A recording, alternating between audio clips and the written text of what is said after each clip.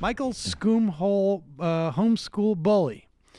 Sam, I'm glad Menendez had a mistrial, and I hope Franken stays. The thought that forcing Franken out will cause Republicans to turn on Moore is the pinnacle of third-way appeasement.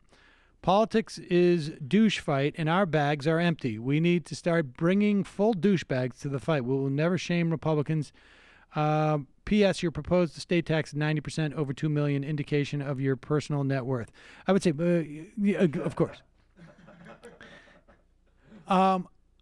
I don't think the point about Franken is to cause about asking Franken to resign is to cause Republicans to turn on Moore.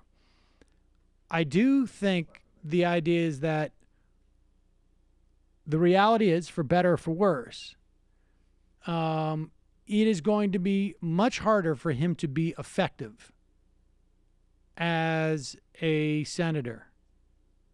And, I mean, who knows? Maybe we're going to hear one after another of these things. And the question becomes, from a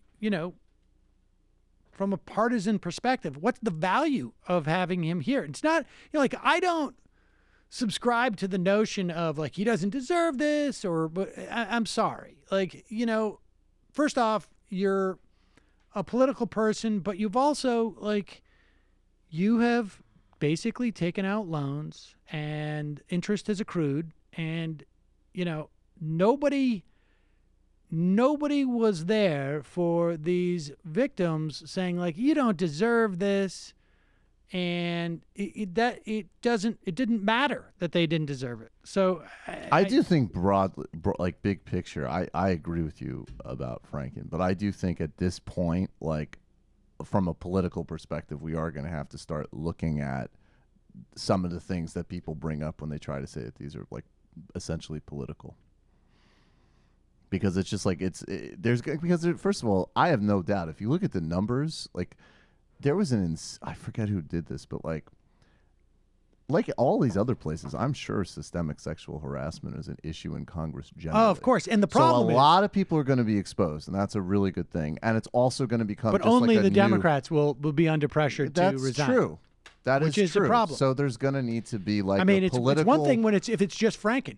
But what if it comes out, and I don't know, but let's say in the Senate, just to use the Senate because it's 100 and that's much easier for me to do percentages. Fair enough. Let's say in the Senate, 20% of,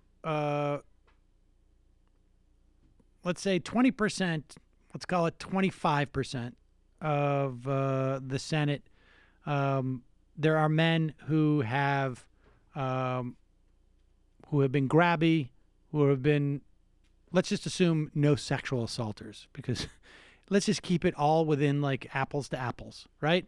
Grabby, inappropriate in this way.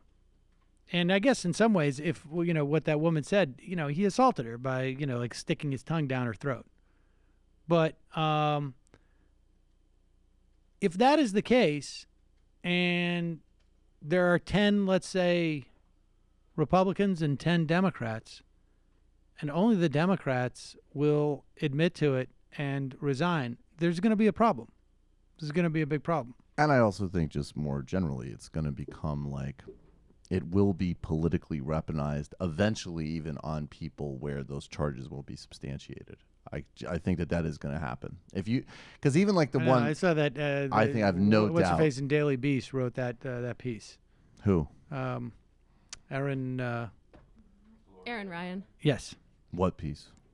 About that this will be politically weaponized. It was going around the other day. It was that there's a danger that we're going to eventually get to where this is going to be a political tool in the same way that, let's say, I don't know if she used this example, but I suspect she might have, of, the problem with Muslim societies is that they don't appreciate gay people. I mean, look, I think we need to take a new approach towards what accountability looks like, because, I'm not surprised by any of this stuff. We live in a rape culture where varying kinds of misconduct towards women is completely normalized.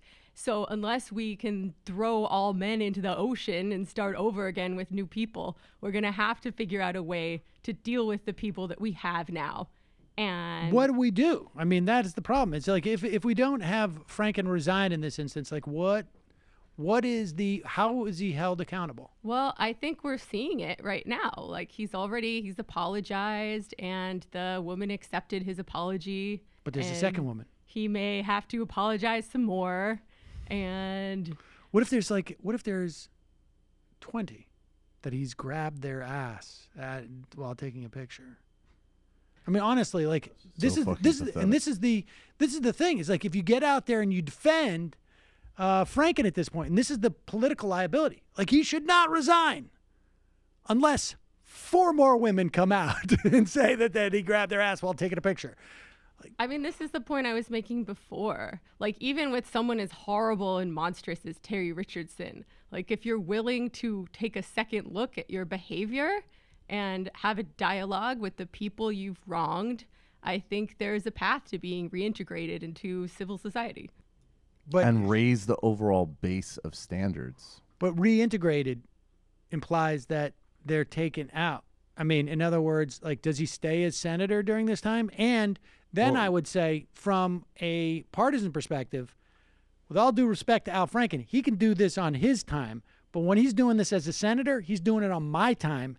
And I want a senator who's in there actually fighting against the tax plan and fighting against the Senate appointees. I can walk and chew gum at the same time. Fair. I mean, maybe he should take a little break and well, he can't. That's the thing. No, he can. I mean, if he's gonna, it actually. I mean, it's gonna. We either. What I feel like you might be saying, Jamie, and correct me if I'm wrong, is that the process right now that he's going through, that is the punishment for something like this. It's humiliating. He has to apologize. He has to take accountability for his behavior on a national stage, and then potentially he can go on as a senator. Is that like? Yeah. Okay, because that's what you're saying. Because you can't. There's no room for like I'm going to take a sabbatical from being a senator or anything. Like, all right. So let me differentiate. There's 2 questions. One is what holds him accountable. 2, what is in the best interests of a political agenda that involves stopping the tax plan and stopping judicial picks? Those are 2 separate questions. From my perspective, I mean, I'm certainly open to the question of like what ultimately holds him accountable.